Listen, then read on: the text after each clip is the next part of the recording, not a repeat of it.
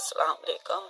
मैं बीमार हो रहा था, मेरा कमाने वाला कोई नहीं, 6 बेटियां ने, 8 साल का मेरा बेटा है, तुसी मेरी मदद करो।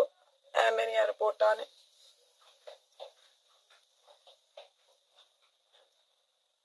अल्लाह ताला तुहानू तंदुरुस्ती जिंदगी देवे।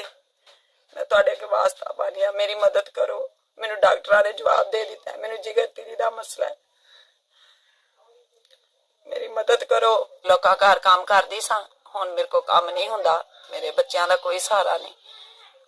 हुण रोटी मैं भी नहीं कमा सकती, मैं बीमार हाँ। अल्लाह ताला तुहानू तंदुरुस्ती जिंदगी देवे, अल्लाह ज्यादा देवे। मेरी मदद करो, मेरी मदद करो।